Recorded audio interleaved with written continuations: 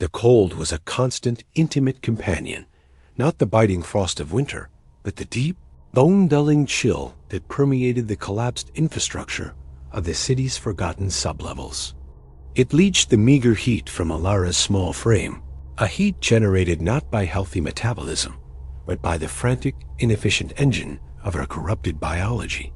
She was 9 years old, perhaps 10, though time had become a meaningless metric measured only in the intervals between the gnawing hunger and the blessed, brief fullness. Her skin, translucent and stretched taut over the sharp edges of her ribs, possessed the sickly, pale luminescence of deep-sea organisms, a reaction to the near-total absence of sunlight for months. The hunger was a physical entity residing just beneath her sternum, a demanding, perpetual void that screamed louder than any pain. It was not merely the need for food. It was the biological imperative of the ghoul, a catastrophic flaw in the accelerated cellular regeneration that demanded complex, high-quality biomass to sustain itself. Without regular, fresh intake, the accelerated mitosis would turn inward, consuming her own muscle and nerve sheathing until she devolved entirely into the feral, shrieking creature of nightmare that haunted the upper levels, a fate she fought with the last, desperate anchors of her remembered childhood. She crouched deep within a shattered ventilation duct, the air thick with the ferrous tongue of oxidized steel and pulverized concrete dust. The duct offered concealment, of little thermal protection. Her eyes, adapted for the twilight world, were enormous obsidian pools that drank the faintest slivers of light, filtering through the structural cracks far above. Everything she saw was rendered in shades of gray and sickly green, the world defined by shadow and the faint, metallic scent of stagnant water. The physiological tragedy of her condition was compounded by her age. The younger the ghoul, the faster the metabolic burn rate. A fully grown adult might survive a week on a substantial meal, but Alara needed sustenance every 48 hours, maximum. Before the tremors began, and the rational part of her mind, the part that remembered her mother's voice and the names of colors, started to dissolve into instinct. She had not fed in 63 hours. The tremors were already present, a faint, high-frequency vibration running through her hands, making her grip on the shard of rebar she used as a weapon unstable. She listened. The silence of the deep ruins was rarely absolute. Often, it was punctuated by the drip of condensate, the groan of settling metal, or, far worse, the distinctive, uneven scrape of an elder ghoul moving through the rubble. The elders were her primary threat, monstrously strong, utterly feral, and driven by a desperate, cannibalistic efficiency. They hunted the weak, and Alara, small and fighting the constant internal battle against devolution, was the definition of weak.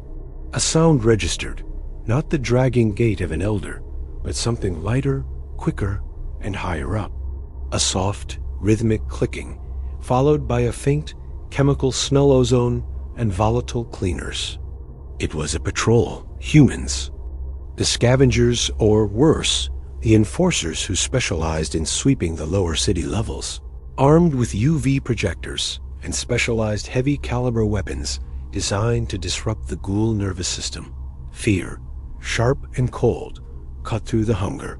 Humans meant immediate death or capture and experimentation, a fate even worse than the feral descent. But the proximity of humans also meant proximity to fresh biomass. The risk-reward calculation, driven by the biological imperative, tilted decisively toward risk. If she could intercept one quickly, before the others noticed, she could buy herself another 2 days of sanity, another 2 days of fighting the tide. She pressed her cheek against the cold, gritty metal of the duct. The clicking sound was moving away, slightly, tracking along the main access corridor, heading toward the derelict power station. That was her window. The surface was a death trap, but the maintenance tunnels beneath the main thoroughfare sometimes held temporary encampments, the desperate, the forgotten, the easy prey. Alara took a deep, rattling breath, the air burning her dry throat. She slid out of the duct, her movements preternaturally silent, her small silhouette dissolving instantly into the ambient gloom. The rebar shard felt heavy, cold, and desperately inadequate in her hand. She had to move fast. The hunger was demanding, and the memory of her own name was already beginning to slip at the edges, replaced by the crushing, singular focus on the hunt.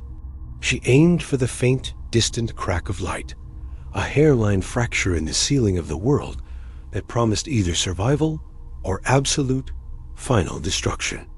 63 hours had passed. The hunger was no longer a sensation. It was a physical process of internal dissolution, a corrosive acid eating away at her higher brain functions. The clock was ticking down to irreversible collapse. The high-frequency tremor in her hands had escalated into a full-body vibration, visible only in the way the rebar shard rattled faintly against the concrete. Her metabolism, accelerated by the ghoul mutation, and her small, inefficient body was burning through residual muscle tissue at an alarming rate. She felt the cold ache of mitochondrial failure, the systemic fatigue preceding neural degradation. The ghoul's accelerated decay rate meant that every hour without sustenance stole days from her potential lifespan, forcing a desperate calculus of risk versus reward. The rational mind fought a losing battle against the tide of instinct. She focused on technical data to anchor herself. The temperature differential was 4.7 degrees Celsius, indicating the ventilation system was partially functional. The air smelled of mineral dust, stagnant water, and a faint scent of burnt copper, a ghost memory from the derelict power station ahead. She concentrated on these facts, using them as ballast against the rising tide of pure, screeching need. If she stopped calculating, the only thought remaining would be the singular, overwhelming imperative: feed, feed, feed. She moved through the sublevels, a phantom defined by the absence of sound. Her enhanced physiology allowed her to distribute her weight with impossible precision, stepping on jagged aggregate and bent steel without disturbing debris. The ghoul's advantage was stealth and efficiency. Every movement was optimized for energy conservation, a desperate attempt to slow the inevitable biological clock. The patrol's faint ozone scent was now stronger, mixed with the sterile odor of industrial solvent. They were moving along the upper maintenance track, conducting a scheduled sweep. The patrols rarely ventured into the true depths, preferring the main utility lines, but they often left behind temporary staging areas, fortified nests where they stored supplies, rested, and critically, left a single guard. That was Ilara's target, a single, isolated vulnerability. She descended 3 levels using a collapsed elevator shaft, her hands and bare feet finding purchase on the slick, rusted guide rails. The 40-meter drop was too far for a human, but Ilara managed the descent in less than a minute, a controlled slide punctuated by precise, friction-dampening stops. The impact was absorbed entirely by her hyperdense cartilaginous joints, releasing only a small cloud of concrete dust that instantly settled. The air pressure shifted, becoming heavy, almost viscous. She was now in the utility spine, beneath the main reactor housing, an infamous area. The residual radiation fields were low level, but persistent, deterring most human scavengers, and ironically, attracting the most ancient and volatile elder ghouls, drawn to the faint, corrupted energy. She pressed herself into the shadow of a massive, overturned cooling pump. The pump's casing was cracked, leaking a slow, rhythmic drip of heavy water. She counted the cadence 118 beats per minute, a rhythmic anchor for her fraying mind. The faint, persistent clicking was a reminder that entropy was measured and predictable, unlike the chaos raging within her own biology. The sound of the patrol returned closer, echoing down a side conduit. Their talking, amplified by the concrete, sounded like harsh, metallic scraping. She couldn't distinguish words, only the tone. Casual, bored, complacent. Complacency was her only true ally. She began her final approach, moving laterally through service tunnels, barely wide enough for her shoulders. The rebar shard, sharpened earlier against a grinding wheel, was held in a reverse grip. Though poorly weighted, the tip was honed to a wickedly acute point, capable of penetrating ballistic weave if struck at the correct velocity and angle. She calculated the necessary kinetic energy transfer, a strike to a vulnerable spot, the carotid artery, brainstem, or subclavicular artery, to ensure immediate incapacitation and minimize noise. The tunnel opened into a small, temporary staging area, exactly as predicted. Inactive UV floodlights were stacked near a hastily erected sandbag barricade. A faint, greenish glow emanated from a chemical heating unit, and the air was thick with the smell of synthetic protein rations and cheap tobacco. There was the guard. He sat on an overturned drum, his heavy-caliber disruptor rifle resting across his knees, scrolling through a handheld device. He wore standard Enforcer-issue armor, but the helmet was off, revealing a young, tired face slack with boredom. His throat, the target, was exposed. Elara felt the instantaneous, brutal shift. The calculation continued, but the reason changed. Fear vanished, replaced by cold, surgical focus. The remaining threads of her childhood identity, the memory of her mother's smell, the sound of her name snapped like taut wires.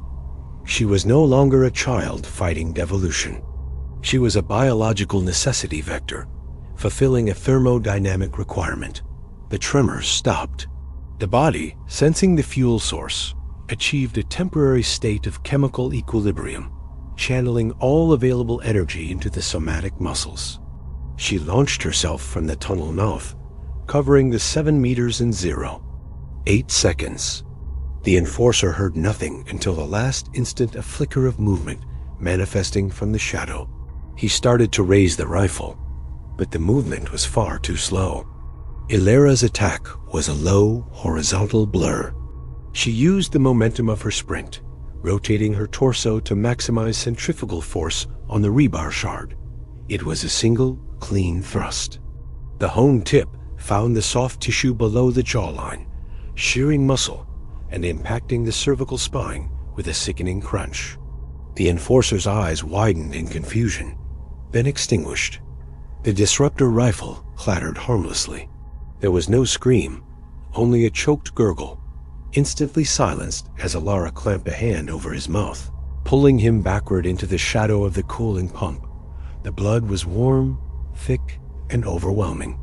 The smell hit her first, the rich, ferrous tongue of hemoglobin, the volatile pheromones of fear, and the deep, nourishing scent of human tissue. The physiological response was a catastrophic cascade of relief and demand. The starvation pangs, a dull, constant roar, became a deafening, ecstatic scream. The rush was a pure, unadulterated chemical explosion in her synapses, temporarily erasing the 63 hours of suffering in a single glorious moment of biological victory. She dragged the body deeper into the gloom, her small hands impossibly strong, driven by adrenaline and the biological imperative.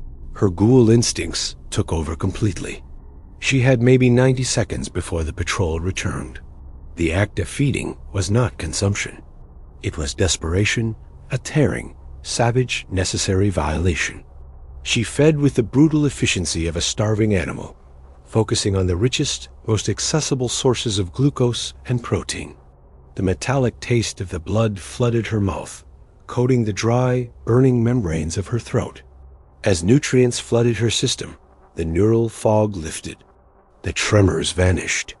The rational mind, the part she had fought to retain, rushed back in a violent, horrifying surge. She was suddenly aware of the warmth of the blood on her face, the texture of the ballistic weave, and the monstrous brutality of her actions. She saw the man's tired, ordinary face, and the memory of his silent death collided with the overwhelming physiological pleasure of survival. Elara, the name solidified, sharp and painful. I am Elara. I am 8 years old. I just murdered a man to stay sane. The internal conflict was a catastrophic feedback loop. The ghoul metabolism demanded the violence, and the human consciousness registered the tragedy. Every ounce of sustenance was purchased with a corresponding weight of self-loathing and horror.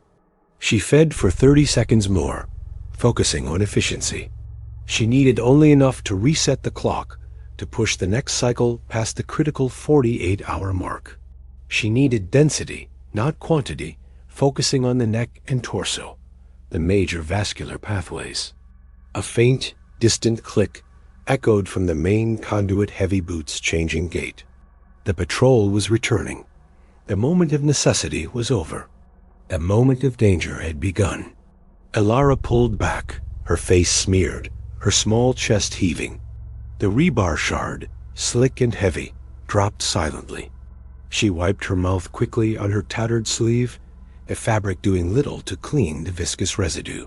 The body was partially concealed, but the overriding scent of fresh spillage was a beacon. She had to move now, before the scent diffused widely enough to reach the returning patrol. She scrambled back into the narrow service tunnel, driven by panicked speed. A temporary surge of energy lent her muscles explosive power. She moved away from the staging area, back toward the collapsed elevator shaft, praying the patrol would be too complacent to immediately notice the missing guard or the faint, damning scent of iron and ozone clinging to the stale air. Survival was achieved, but the price was the devastating loss of innocence, a debt that accrued with every necessary kill. The clock was reset, but the moral decay was accelerating faster than the hunger ever could. The coppery scent of the kill saturated the air, clinging to the damp concrete like a shroud woven from iron and regret. Elara's breathing hitched, a shallow, ragged intake, but the paralyzing physical terror that had dogged her every waking moment for weeks vanished instantly, replaced by a crystalline, hyper-focused clarity. The biological reset was complete. The necessary caloric density had been met, shunting a violent, electric surge of energy directly into her starved musculature, crucially, flooding the starved prefrontal cortex. The agonizing, bone-deep ache of starvation was not merely dulled. It was annihilated, replaced by a coiled, dangerous readiness, a perfect, silent tension. She was operating at absolute peak efficiency, her 8-year-old body now transformed, a fragile vessel housing a perfectly tuned, ruthlessly efficient killing machine. This metabolic surge was a profound and terrifying double-edged sword. While the ghoul nature, the parasitic mutation that sustained her, reveled in the glorious, pain-shattering cessation of suffering and the sudden, overwhelming infusion of raw power, the human part, the terrified 8-year-old remnant clinging desperately to sanity, was agonizingly awake and forced to witness the carnage with unparalleled sensory detail. The self-loathing was instantaneous, a cold, sickening wave of moral contamination, washing over the physiological high before the last tremor of the adrenaline rush had subsided. The ghoul's cold, utilitarian logic asserted absolute dominance, justifying the act as necessary maintenance, a biological imperative that superseded all ethics. Meanwhile, the human mind recoiled in silent horror, trapped, a screaming prisoner behind the bars of its own enhanced perception. The sweetness of survival was irrevocably laced with the bitterness of the atrocity. She moved in impossible silence, the heavy, viscous blood already drying sticky and cold on her skin and matted hair. Every ambient sound in the facility was now amplified, processed, and categorized. The distant, rhythmic drip of condensation echoing in a nearby pipe. The low, humming groan of the facility's failing generator 3 levels down. And most immediately threatening, the rhythmic thud of the patrol's heavy, armored boots growing louder, resonating through the concrete floor of the service tunnels. Urgency was paramount, overriding even the lingering shame. A scent plume of the fresh kill was dangerously localized, a concentrated cloud of heavy, iron-rich air, and the facility's failing, century-old ventilation system was acting like a perverse chimney, pulling that telltale odor through every duct and fissure, broadcasting her location with lethal precision. She needed immediate distance and absolute, impenetrable concealment. She executed a flawless lateral slide, disappearing into the narrowest maintenance crawl space she could find, a vertical gap barely wider than her shoulders, leading down a steep, rubble-choked incline toward the filtration plant sublevels. The darkness here was absolute, thick and oppressive, smelling of mold, forgotten oil, and the dry rot of disuse. The metabolic shift asserted its full range of capabilities. Her vision snapped from standard light reception to registering infrared signatures, painting the grimy concrete walls and rusted pipes in a sickly monochromatic green that highlighted every thermal shadow, every structural weakness, and the lingering warmth of the patrol's recent passage. Her hearing locked onto the subtle static of the patrol's comms chatter, distinguishing the dull scrape of ballistic armor against the wall and the sharp, metallic click of disengaging weapon safeties, a sound that echoed the finality of a closing trap. She was no longer simply a child.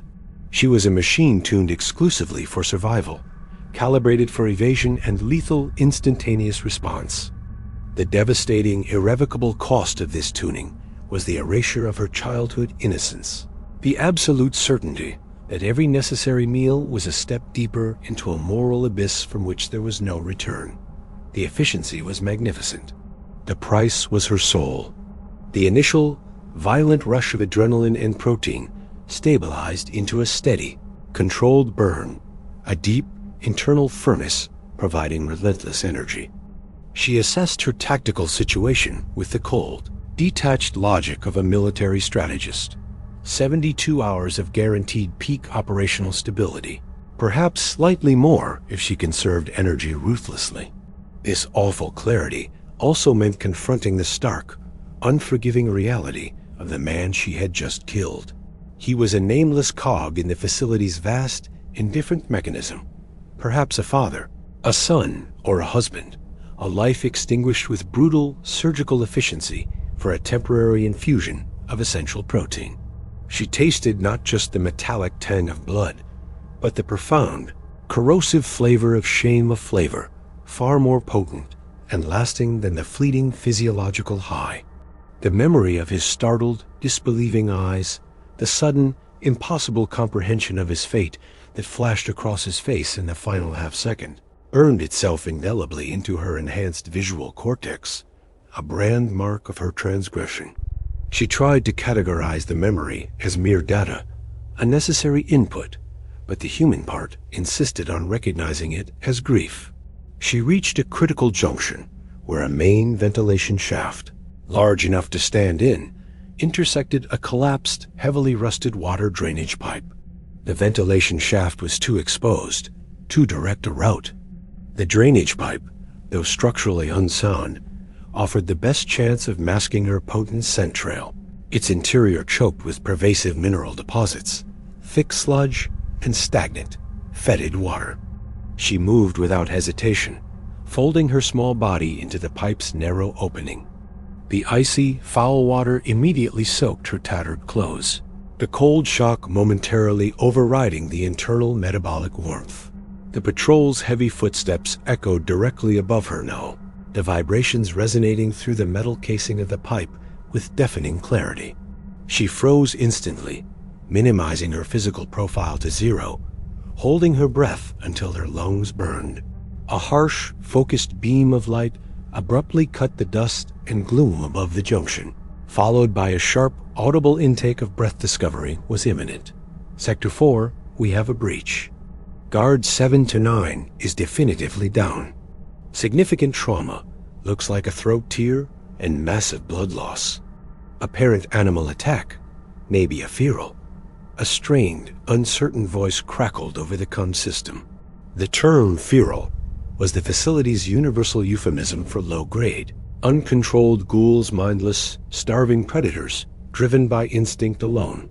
This assessment was a profound stroke of luck, a gift of misidentification. They hadn't realized the surgical precision, the calculated, intelligent elimination involved. They were searching for a mindless beast, a rabid animal, not an intelligent, calculating entity capable of strategic evasion. The error bought her seconds, which translated to miles. She pushed deeper into the drainage pipe, the angle becoming steeper, forcing her to brace her hands and feet against the slick, algae-covered sides to maintain control of her descent. The ghoul metabolism, though currently surging, demanded continuous, aggressive maintenance.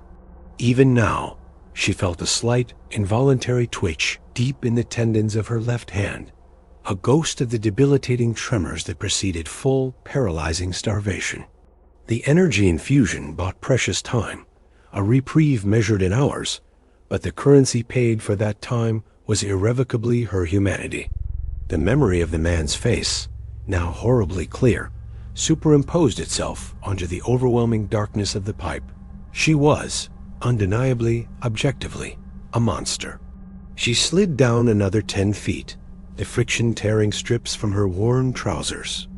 The noise of the rushing, foul water, now a torrent due to the steep incline, would mask her movements for a few critical minutes. She needed to reach the old pump station, a subterranean cavern 4 levels down, rumored to be completely decommissioned and rarely, if ever, patrolled. The psychological toll of the kill and the desperate flight began to manifest as debilitating auditory hallucinations, the phantom sound of the voix, man's final, ragged breath, replaying in an endless, sickening loop that fought against the sound of the rushing water. She pressed her fingers hard against her temples, driving the pain into her skull to override the phantom noise. Focus. Survival. You must survive. The cost is irrelevant. She calculated the time remaining before the full security lockdown protocols were initiated. Once Command analyzed the trauma patterns, the specific, clean severing of the carotid, and the calculated disarming sequence, they would realize the breach was a targeted elimination by an intelligent entity.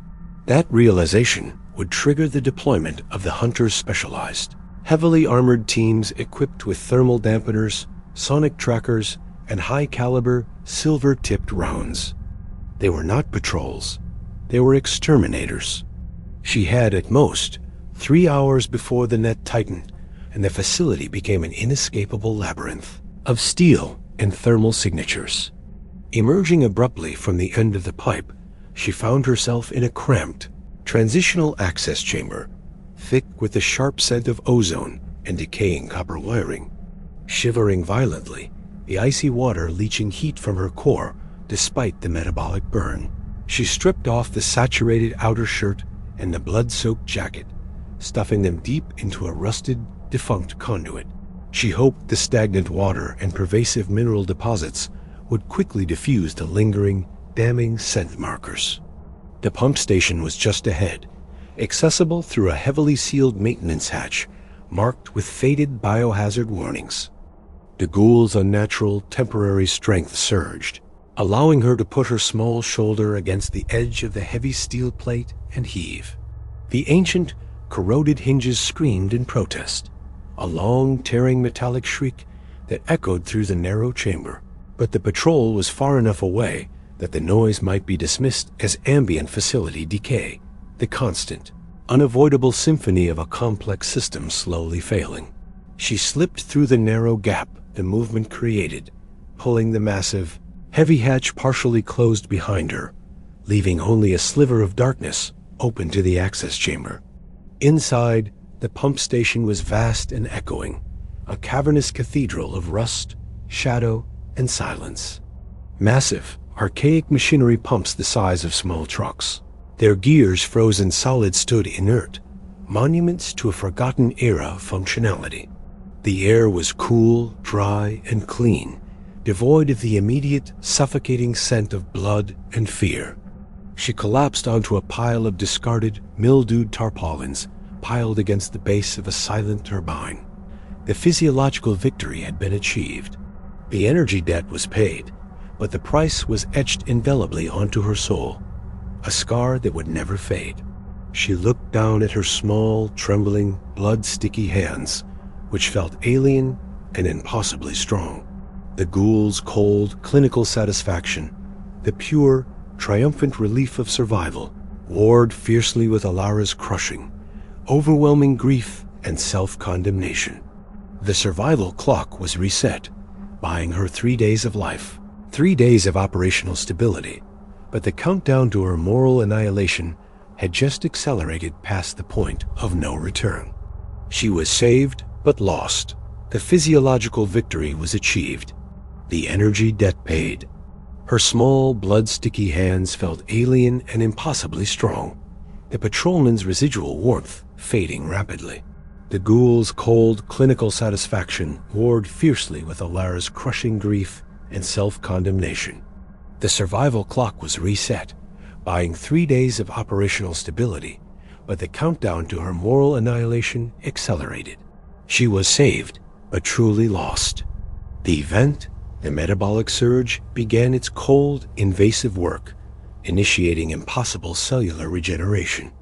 Crushing fatigue evaporated, replaced by a hyper-focused, crystalline clarity that felt terrifyingly unnatural.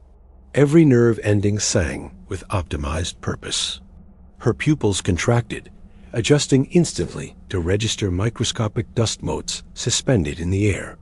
She heard the low thrum of the emergency generator, 3 levels below, and the frantic scratching of a rodent within the conduit network.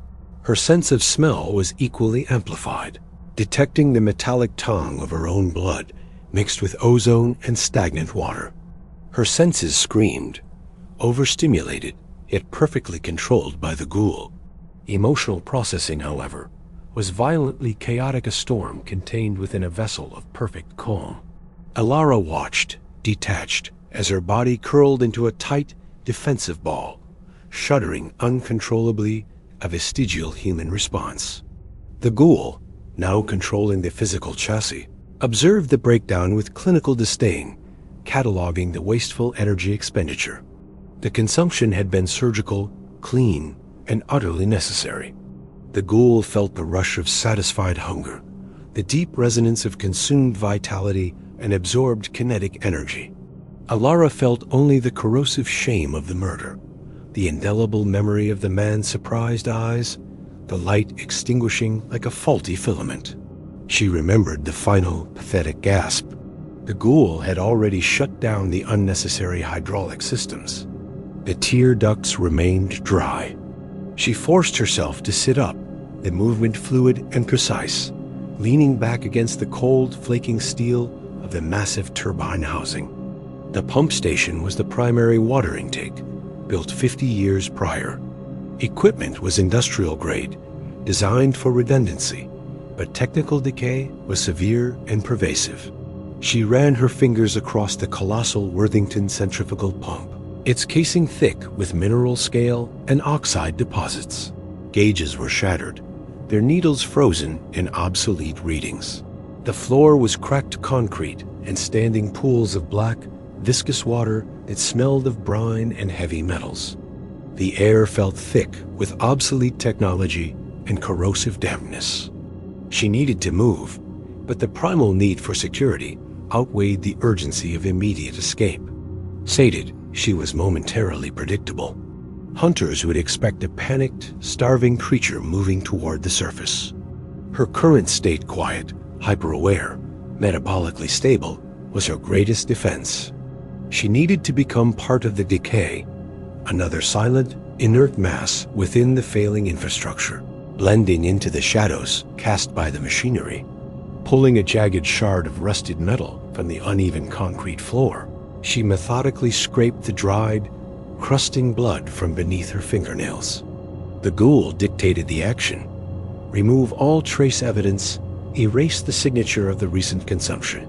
Alara hated the efficiency, the cold, mechanical cruelty of the self-preservation instinct that now governed her. She was becoming a machine, honed and focused, sacrificing humanity for operational longevity. The scraping sound was excruciatingly loud in the silence, yet necessary. She meticulously cleaned the residue from her trousers and boots, leaving nothing that could offer a thermal or chemical signature to tracking sensors. The immediate danger zone was the upper levels. The only viable path forward was down, deep into the maintenance sublevels where map data was incomplete and the infrastructure was collapsing. The pump station offered access to the main vertical shaft, a gravity-fed effluent channel that dropped 300 meters to the bedrock foundation, known as the understructure. She rose slowly, muscles vibrating with latent energy. The ghoul had consumed the man's vitality, absorbing the echo of his routines, communications logs, security codes, and critically, the frequency of the facility's internal communications network.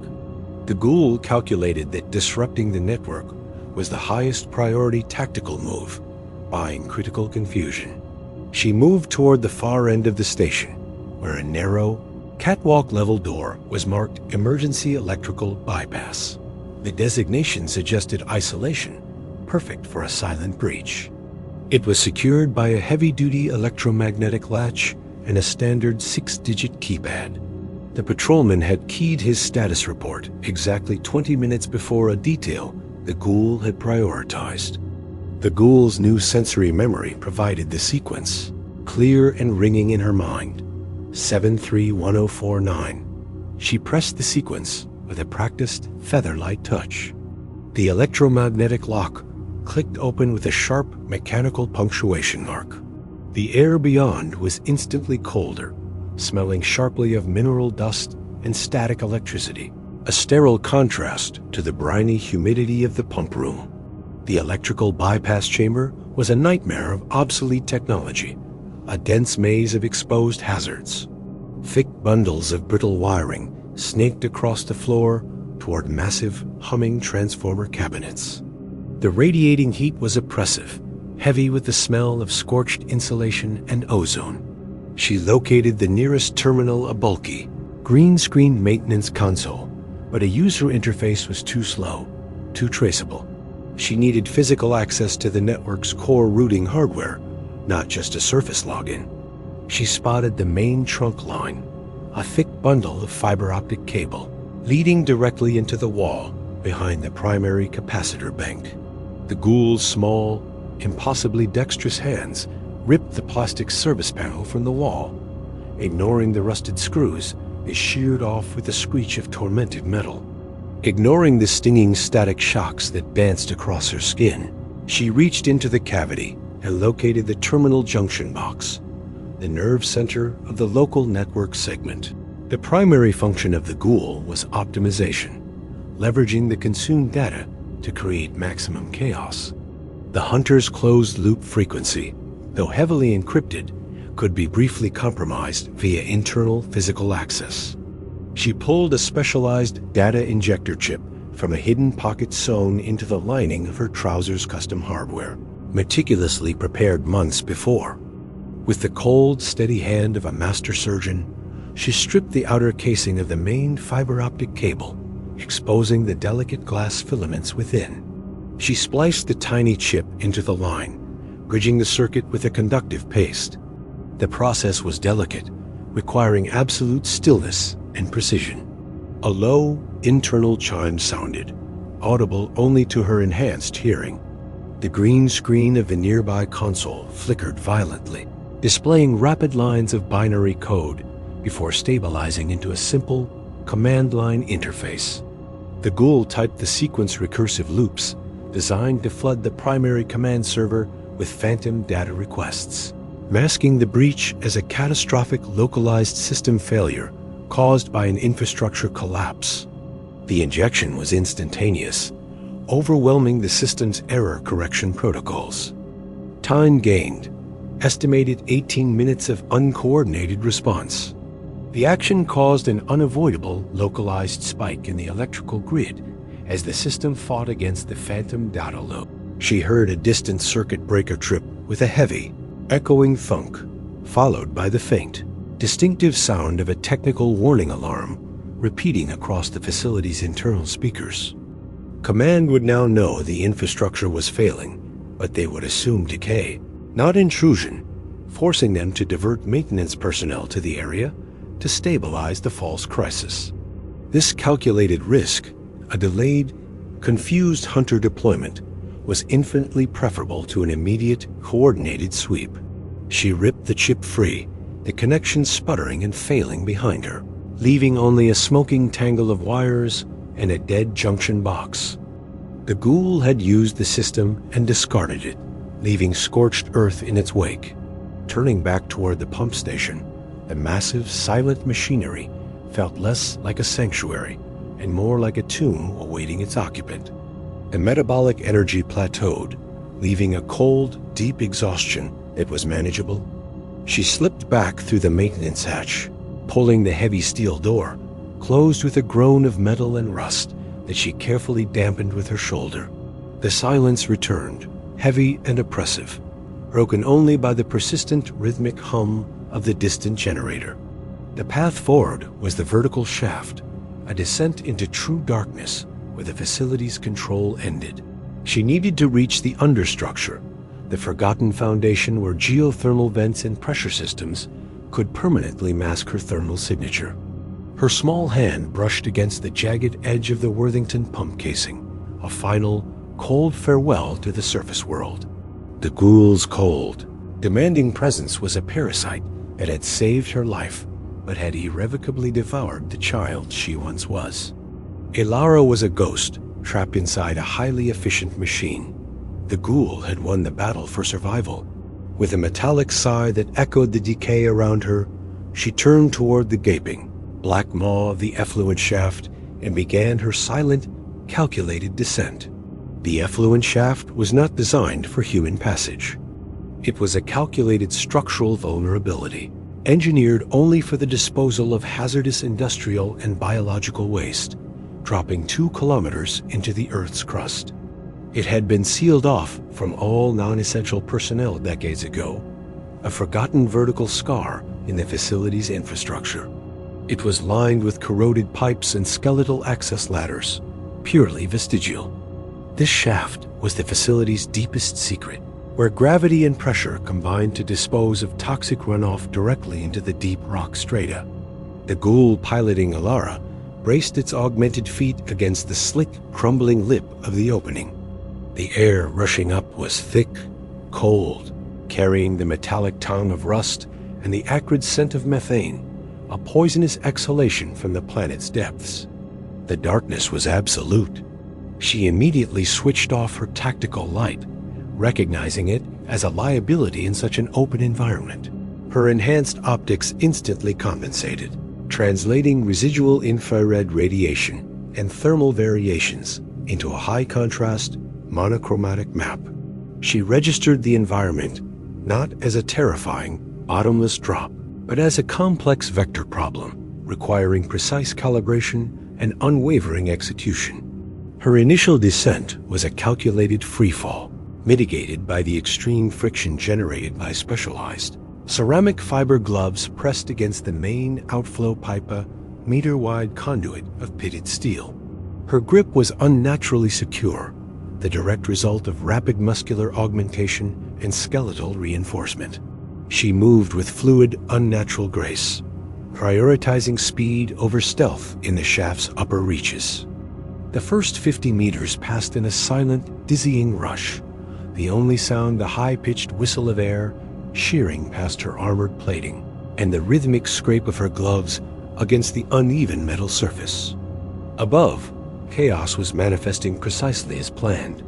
Internal speakers broadcast a low-priority alert concerning localized power fluctuations, overlaid by the confused voices of maintenance teams diagnosing the phantom grid failure. The response was disorganized, focusing all immediate attention on the infrastructure damage near the main junction box, a critical choke point she had strategically disabled. Security protocols were cycling through outdated patches, overwhelmed by the cascading failure she had initiated. A dedicated response unit, the Hunters, had not yet been deployed, awaiting confirmation of a deliberate breach. They were trained to react to intrusion, not systemic collapse. Time remaining, approximately 16 minutes before automated systems would escalate the threat assessment to level 3, initiating a full facility lockdown. She reached a section of long-abandoned, sagging maintenance platforms. The ghoul transitioned from the main pipe to the nearest platform with careful precision. The rusted metal groaned loudly under her minimal weight, echoing briefly in the vertical space. She moved quickly, knowing the ambient noise from the failing systems above, the grinding hum of backup generators, and the generalized facility confusion would mask her transit noise, but only temporarily. The descent became exponentially more complex.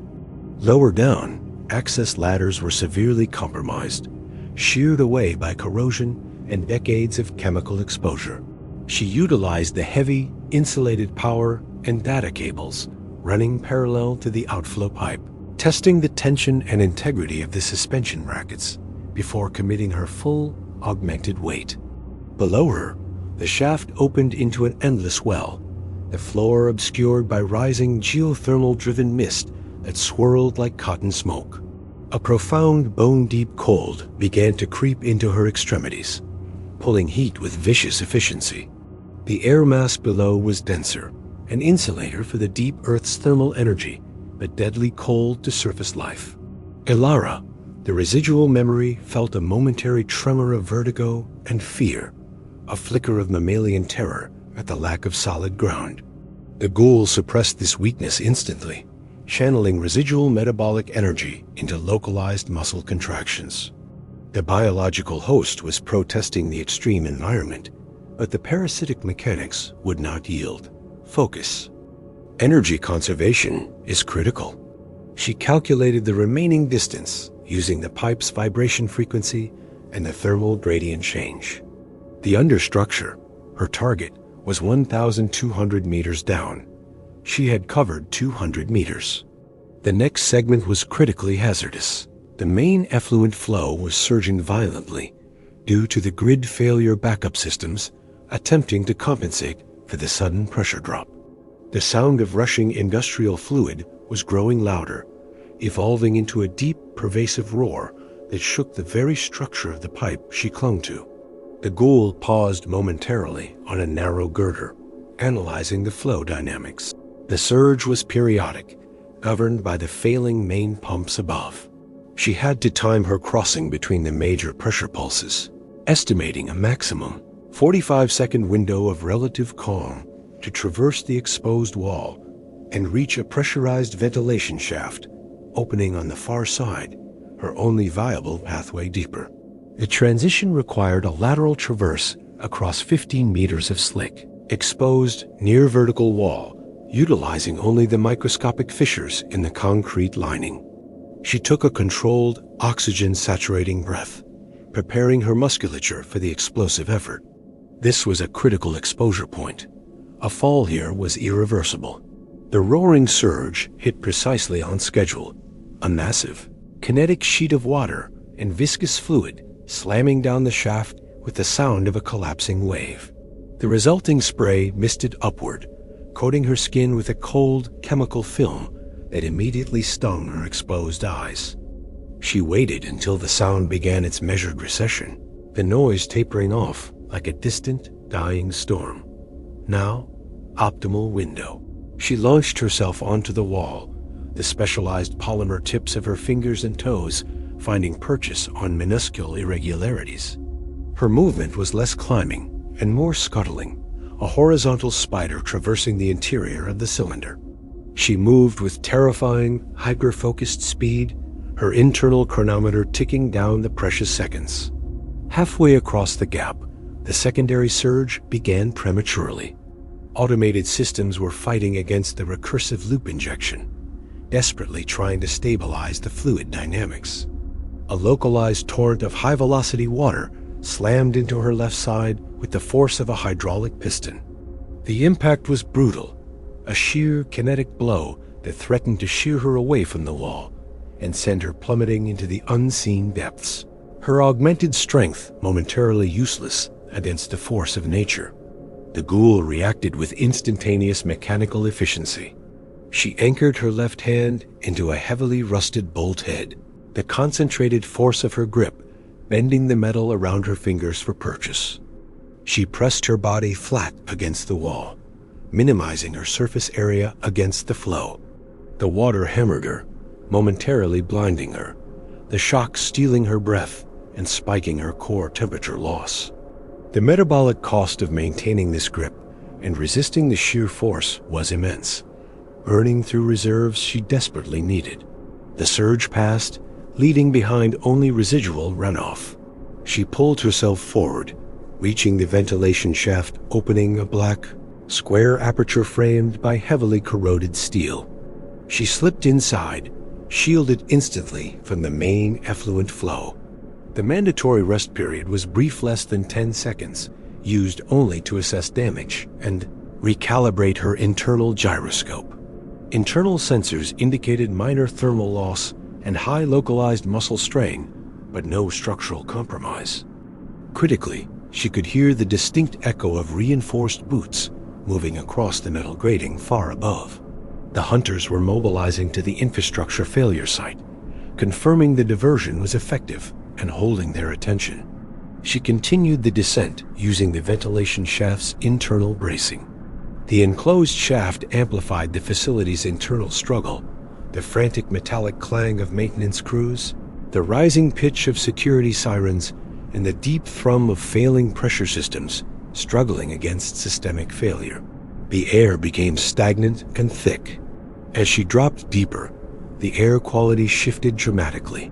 The chemical stench of industrial waste faded entirely, replaced by the heavy, sulfurous smell of deep earth and intense heat, the unmistakable exhalation of geothermal activity. This was a crucial indicator. She was nearing the understructure's main housing, the facility's subterranean anchor point.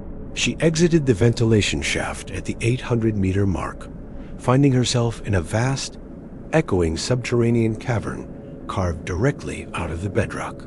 This was the junction point for the facility's primary heat exchangers and pressure regulators. The temperature here was significantly higher, a humid, oppressive heat that immediately began to sweat off the cold chemical film coating her skin. This pervasive heat was her new shield, masking her residual thermal signature from any infrared detection. The cavern was a labyrinth of immense machinery, titanium heat sinks radiating visible waves of heat, massive pipes carrying superheated steam, and the rhythmic, pounding thrum of deep cycle pressure pumps that drove the facility. The noise was overwhelming, a constant industrial drone that granted her absolute acoustic concealment. The ghoul moved immediately into the deepest shadows beneath a colossal steam regulator, its surface glowing faintly red. The air shimmered with the intense thermal output, creating visual distortions that made her silhouette difficult to track even if surveillance was active. She navigated the maze of pipes and structural supports, utilizing the residual heat plumes as temporary, distorting visual screens, moving low and fast through the blinding heat. A profound exhaustion gripped her core. The continuous high-level metabolic drain required to fight the cold, the gravity, and the hydraulic impact was becoming acutely unsustainable. She was running on the absolute limits of her stored reserves, the biological systems protesting violently. She had to locate the final objective immediately and complete the final phase of the operation. She spotted the objective, a narrow, heavily reinforced blast door labeled Geothermal Primary Access. It was secured by an electronic lock system linked directly to the primary server, the server she had just crippled with the recursive loop injection. The console was dark, the electronic lock inert, displaying only a static error message. She needed only to manually override the massive hydraulic pressure seal that held the door shut. She retrieved a hardened steel pry bar from her shoulder sheath. The metal groaned and shrieked as she applied the ghoul's full, augmented strength to the door's manual release valve, levering the bar against the rusted locking mechanism. The effort was immense, demanding a final, massive draw on her rapidly diminishing caloric reserves. A sharp, metallic taste flooded her mouth, a symptom of localized cellular breakdown under extreme duress. She felt the dizzying, nauseating drop in energy that followed the peak exertion, her muscles trembling violently. With a final crunch of stressed metal and the sharp hiss of escaping hydraulic fluid, the pressure seal broke.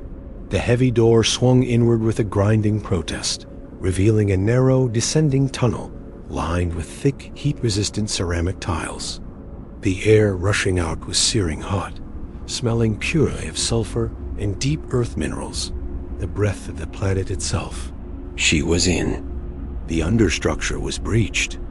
She dragged the heavy pressure door shut behind her, the final slam echoing dully in the cavern. A definitive, final action. The alarms and the pounding machinery were muffled instantly, replaced by the low, constant roar of the geothermal vents below. She had bought her time, but the cost was the near total depletion of her operational capacity. Alara was deep within the earth, perilously close to the total collapse of the fragile biological machinery that kept her alive. The descent was a violent confrontation, a controlled fall into an inferno. The vertical tunnel was slick with mineral steam and coated in abrasive sulfur, the walls weeping viscous, superheated fluids. The heat was corrosive, a heavy thermal pressure threatening to strip the protective layers of her skin, demanding a continuous, agonizing expenditure of energy. Alara relied entirely on her enhanced grip, molecular adhesion bracing against the slick walls to control her slide. The micro-vibrations of the adhesion field were the only thing separating her from an uncontrolled, lethal plunge. Every meter she dropped, the ambient temperature rose exponentially, pushing her metabolic regulators past critical limits. Her low caloric reserves were vaporizing in a desperate, unsustainable attempt to maintain thermal equilibrium, leaving a metallic taste of systemic failure on her tongue. The air was thick and viscous, a mixture of superheated vapor, ozone, and concentrated hydrogen sulfide, a toxic cocktail that seared her throat and sinuses with every shallow, agonizing breath.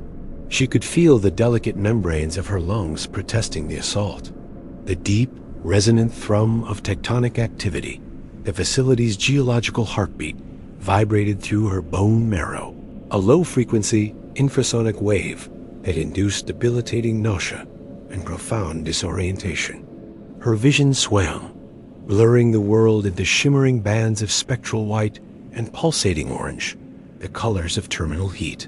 Her focus narrowed to a razor's edge, survive the drop, reach the core, execute the neutralization protocol, regardless of the cost.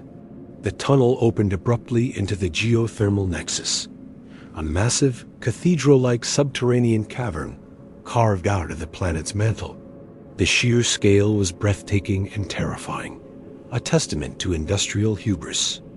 A vast, natural fissure, miles deep, had been meticulously reinforced by colossal, heat-treated alloy scaffolding, a grid of immense, blackened beams designed to shunt and channel the Earth's raw, untamed power. Heat radiated violently from the central feature, a colossal vent that roared with incandescent steam and plasma-like energy, a contained, churning hell. The venting magma energy created a constant, punishing pressure wave that vibrated through the scaffolding and deep into her bones, a physical assault that compressed her lungs. Suspended directly above the fissure, held fast by 3 immense, kilometer-long hydraulic dampeners, was the primary energy regulator. These dampeners were the structural linchpins, massive cylinders of composite steel designed to manage forces that dwarfed human comprehension. Rupturing them and simultaneously overloading the core coils would trigger a catastrophic, self-sustaining steam explosion, destabilizing the local tectonic plate and ensuring the total annihilation of the entire compound. The cost to Alara was guaranteed: immediate incineration. Alara moved immediately toward the nearest dampener, a monolith of hardened, carbon steel alloy glowing a dull, lethal cherry red. The radiating heat felt like a physical blow, instantly vaporizing the moisture on her fingertips, leaving the skin tight and fragile. Her internal systems screamed warnings, not just alerts, but critical failure diagnostics, as the augmented physiology began to dissolve under the sustained thermal assault. The suit, designed to resist tactical plasma, was failing against the Earth's raw, patient heat. its protective layers peeling away like scorched paper. A sharp, searing pain shot across her back as the synthetic fibers of her tactical suit failed catastrophically, splitting open and exposing raw, steaming skin to the caustic environment. She was no longer a specialized asset. She was running purely on focused, biological desperation, driven by the absolute necessity of the mission parameters. She retrieved the first of 3 specialized kinetic charges. These were focused magnetic induction devices designed to generate massive, localized pressure spikes within the dampener housing. She had to place them precisely at the structural stress points, where the metal was weakest from years of thermal cycling and stress.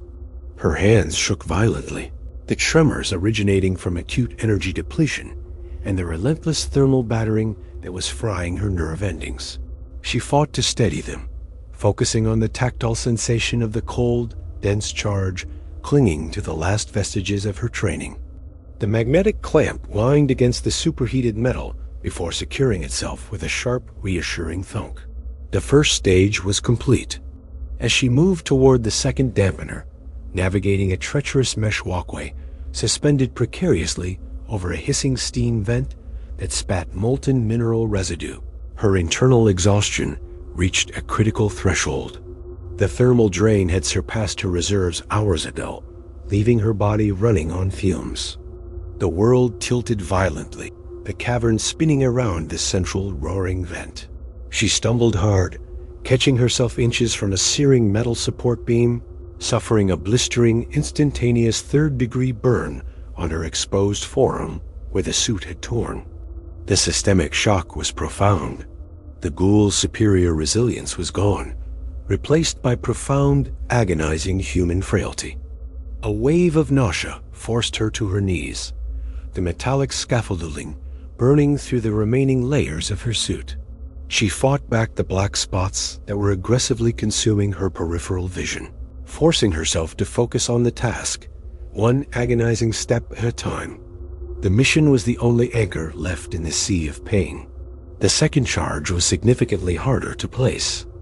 The hydraulic housing wept superheated mineral oil, a slick, corrosive residue that made the alloy surface treacherous and nearly impossible to grip.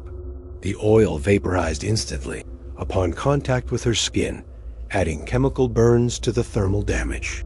She had to wedge the charge into a narrow, almost invisible access panel, demanding a level of fine motor control her trembling, pain-racked fingers barely provided. Every movement was a struggle against systemic collapse. She pressed the charge into the slot, holding her breath against the sulfurous fumes. Just as the charge finally clicked into place, the sound a tiny, metallic affirmation of success, a subtle, alien sound cut through the deafening roar of the core, a sharp, heavy, mechanical thunk echoing from the access tunnel high above. It was the unmistakable sound of the geothermal primary access door closing, followed instantly by the resonant, final clang of the manual security override engaging. Command had initiated a localized, hardwired override, shutting off all escape routes and sending a specialized response unit directly to the breach location. They knew exactly where she was, and they had sealed the tomb. Elara didn't pause to calculate the odds. She sprinted, a desperate, staggering run fueled by adrenaline and the grim realization that failure meant not just death, but the failure of the entire operation. Speed now outweighed all caution, all pain. She heard the heavy, rhythmic crunch of specialized, ceramic-plated boots on the tiles. They were descending the internal access ramp fast, closing the vertical distance rapidly. The third dampener was the largest anchor point, the most structurally critical. She ripped the final kinetic charge from her sheath, the magnetic housing scraping painfully against her hip bone. Placement required stretching precariously across a massive, glowing support strut that spanned a major vent opening. The heat pouring from the fissure below was furnace-like, capable of flash cremating exposed tissue. Her sleeve brushed the strut. The synthetic material instantly melted and fused, adhering to the searing metal in a burst of acrid black smoke. She cried out, a sound strangled by the heat, violently tearing her arm free, leaving vaporized flesh and strips of melted suit adhering permanently to the strut's surface. The pain was blinding, a white-hot spike that threatened to sever her consciousness. But she slammed the final charge into place with a desperate final surge of effort. Click, click. All 3 charges were set. The internal timers synchronized for simultaneous detonation in T-minus 45 seconds. The countdown had begun irreversible and absolute. She had to reach the extraction point, a maintenance conduit 30 meters above the cavern floor, accessible via a compromised service elevator shaft, a narrow, vertical bolt hole. She turned, staggering back across the mesh walkway, just as the first figure emerged from the tunnel mouth. It was not a man, but a massive, hulking security automaton, a Thermal Sentinel Series 9, the heavy containment model. Built specifically for extreme environment operation, its chassis was coated in thick, black ablative shielding designed to shrug off magma splatter. Its optical sensors glowed a deep, malevolent blue, locking onto her position instantly. It carried a heavy-duty thermal suppression cannon, a weapon designed not to kill, but to freeze and shatter targets operating in high heat. Alara ignored it completely, pouring the last of her energy into reaching the vertical maintenance ladder. 30 seconds remaining. The Sentinel raised its weapon, the massive barrel humming with stored cryogenic energy, the sound a high-pitched, terrifying counterpoint to the core's roar. She reached the ladder, her badly burned hand slipping instantly on the slick, superheated rung. Using her good arm, she hauled her weight upward, the ascent a sheer act of will against gravity and exhaustion. She climbed with frantic, panicked haste, ignoring the blinding pulses of pain shooting up her arm. T-minus 15 seconds. The Sentinel fired. The cryogenic blast was deafening, a sudden, expanding cloud of supercooled gas that struck the wall and the ladder beside her, instantly frosting the alloy in a layer of jagged ice crystals. The thermal shock, the sudden swing from 600 degrees to sub-zero, was immense, a physical jolt that spasmed her muscles and threatened to break her already brittle hold. She hauled herself higher, ignoring the heavy, grinding sound of the Sentinel reloading its massive cannon for a second strike. She reached the entrance to the maintenance shaft and kicked out the rusted, brittle access panel with a desperate, final effort. Time-minus 5 seconds. She threw herself headlong into the shaft, just as the Sentinel fired its second, more accurate blast, impacting the ladder directly beneath her. The alloy rung shattered instantly into brittle, crystalline fragments, sending her tumbling violently into the confined vertical shaft. She grabbed wildly, her good hand finding purchase on a thick, exposed power cable, swinging violently against the shaft wall. T-minus 3. The air was pressurized, screaming. She heard the final, high-pitched ping of the kinetic charges achieving maximum pressure on the dampeners. The sound a triumphant, lethal chime. T-minus 1. The world dissolved into blinding, incandescent white, an explosion of pure, raw thermal energy that momentarily eclipsed the sun. The shockwave followed instantly, a physical hammer blow of compressed air and superheated steam that threatened to rip the very air from the confined shaft, slamming her against the metal housing with bone-jarring force. The mission was complete. The world was ending around her. The world was a blinding shade of incandescent orange, the raw, furious output of a catastrophic thermal event that defied all known parameters of physics and engineering. The shockwave the core's annihilation made physical. A kinetic hammer blow slammed the breath from her lungs, crushing her against the cold, sweating metal of the service shaft wall. It was a pressure that felt less like air movement and more like the instantaneous solidification of the atmosphere around her, driving the very marrow into her bones. Her grip on the exposed primary conduit was the only thing preventing her fatal descent into the churning inferno below, a fragile anchor against the absolute chaos. The copper cable, failing instantly under the combined thermal and kinetic assault, vaporized its insulation in a searing flash, releasing a toxic cloud of acrid ozone and burnt plastic that clawed at her throat. The bare conductor shorted violently against the buckling shaft housing, showering Ilara in brilliant blue-white electrical arcs that hissed and sizzled against her engineered skin, leaving deep, cauterized trails of unbearable pain. The stench of superheated metal and burnt flesh was immediate and overwhelming. The sound was not a conventional blast, but a singular, catastrophic tear, the violent, agonizing sound of fundamental engineering limits being surpassed, and the very fabric of the structure ripping itself apart. The structural integrity of the vertical shaft, never designed to withstand this localized kinetic detonation, gave way with a terrifying shriek of stressed steel and cracking ferroconcrete. The pressure differential was immense. A vacuum followed immediately by a crushing return. The metal housing warped inward, crushing her ribs and stealing her ability to scream, replacing the sound with a choked, involuntary gasp. Then, the floor beneath her ceased to exist entirely. Gravity became absolute master, pulling her down toward the abyss she had just created, the swirling, glowing heart of the reactor's demise. The cable snapped cleanly, the sudden absence of tension throwing her violently into the air. She fell into a violently churning maelstrom of superheated steam, raining debris, and molten slag. The sensation of freefall was brief but terrifyingly absolute, punctuated by the roar of collapsing infrastructure. The fall halted violently when she impacted a massive, collapsed section of the shaft elevator car, which had jammed diagonally across the narrow passage, acting as a grotesque, unplanned barrier. The collision was brutal. A compound fracture of her left leg, a sickening crunch that resonated through the dying infrastructure like a death knell. She slid down the slick, oil-coated metal wreckage, scraping her burned flesh raw against jagged edges, before finally coming to rest in a cramped, dark alcove where a ventilation duct had cleanly sheared away.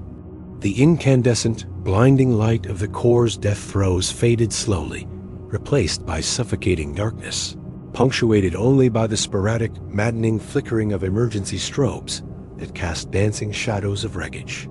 The deafening noise of the initial explosion was replaced by a high-pitched, insistent whine deep within her ears, a sure sign of auditory trauma, and the rhythmic, mournful groan of the dying superstructure settling into its ruin. The air, thick with vaporized rock, heavy steam, and metallic dust, scalded her lungs with every shallow, painful breath. Ilara lay broken, her ghoul metabolism losing the desperate war against systemic thermal trauma, catastrophic blood loss, and massive skeletal injury. Her engineered skin, designed to withstand extreme environments, was a painful patchwork of weeping blisters and third-degree burns that felt like liquid fire. The overwhelming, searing heat was slowly receding, replaced by a penetrating, damp, chemical cold that leached her remaining strength and vitality. She tasted blood mixed with the chemical residue of ozone and the metallic tang of copper. She had succeeded. The impossible reactor core was neutralized, its energy source permanently quenched, and the city above was spared the inevitable cascade failure. She had accomplished the mission that defined her existence, the single purpose for which she was created, but the success tasted only like metallic ash and bitter regret on her tongue. The high-pitched whine in her ears modulated, shifting subtly to something external, mechanical, and impossibly heavy. Through the swirling haze of pain, obscuring steam, and adrenaline, a monstrous shape coalesced above the jammed elevator car, the thermal sentinel. It was impossibly large, heavily armored, and moving with a slow, relentless determination that suggested its internal systems were operating solely on core directives. A thick, ablative layer of sacrificial cryo-ice had insulated it just enough to survive the thermal pulse, though its heavy plating was visibly cracked and peeling away like dried skin. and its primary blue optical sensors flickered erratically, struggling to maintain focus. It crawled over the wreckage, its programming overriding the extensive chassis damage. Target acquired. Containment breach neutralized. Secondary objective: target retrieval. The sheer scale of the machine made the wreckage seem small, temporary. Alara tried desperately to crawl into the cramped, marginally safer alcove, but her left leg refused to respond, a dead weight dragging uselessly across the rough concrete and debris. Pain spiked viciously into her shoulder, a possible dislocation or further fracture paralyzing her movement. Helpless, agonizingly slow, she watched the massive automaton drag its bulk closer, its gears grinding against the shattered floor. The Sentinel's primary thermal cannon was gone, vaporized by the shockwave, leaving a smoking, jagged hole in its forward chassis, but its secondary manipulators, designed for heavy lifting, excavation, and material containment, were functional and lethally effective. They extended slowly, deliberately, huge three-fingered claws designed to crush and contain unstable, volatile materials. They were coming for her. She closed her eyes, the erratic blue light of the Sentinel's optics burning a painful afterimage behind her eyelids. In that moment of absolute surrender, there was no feeling of victory, only the cold, unfeeling logic of the machine, designed to retrieve its assets, whether dead or alive. A new, distinct sound pierced the relentless, heavy grind of the Sentinel's gears. The rhythmic, powerful thump-thump-thump of heavy military rotors descending rapidly through the main vertical shaft, accompanied by muffled, disciplined commands barked over encrypted comms. The ghoul hunters. They had waited patiently for the kinetic pulse to dissipate and the immediate thermal danger to recede, knowing that anything organic that survived the blast would be critically crippled and easily harvested. The Sentinel paused its advance, its optical sensors flickering as it registered the IFF signatures of authorized retrieval personnel entering its operational zone. The machine's programming shifted instantly, prioritizing the chain of command. Target acquisition confirmed. Transfer to authorized personnel. The first hunter dropped into the harsh, flickering light, rappelling down a thick, specialized cable, his tactical suit pristine and perfectly sealed against the toxic atmosphere. His heavy thermal visor obscured his face entirely, but his posture a detached, clinical assessment of the asset before him was chillingly dismissive.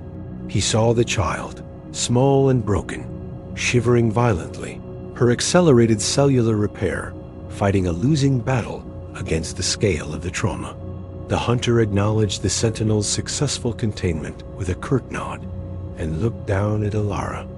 She opened her eyes, seeing not hatred, but a profound clinical disappointment. She was not a monster. She was a failed, expensive experiment that had unexpectedly served its purpose. Subject is contained. The hunter's voice crackled through his helmet speaker, devoid of any discernible emotion or inflection. Critically injured. Retrieve the biosignature data immediately and prepare for cryogenic stabilization. Do not allow cellular repair to complete. We need the baseline cellular data before the trauma is resolved and the damage is fully mitigated. Alara felt the sharp, sudden sting of the sedative needle in her neck, a precise, agonizing intrusion. The world tilted violently, the high-pitched whine softening instantly to a dull, distant hum. The searing systemic pain receded, replaced by a heavy, pervasive numbness that spread like cold, leaden water through her veins, extinguishing the last flares of her fighting spirit. She had fought the fire, the ultimate destruction, only to trade one cage for another, a colder, more clinically precise, and infinitely more controlled one. Her last coherent thought, before the dark claimed her entirely, was an aching sorrow that she had never felt the simple, true warmth of the sun, only the destructive, consuming heat of the fire she was born to extinguish.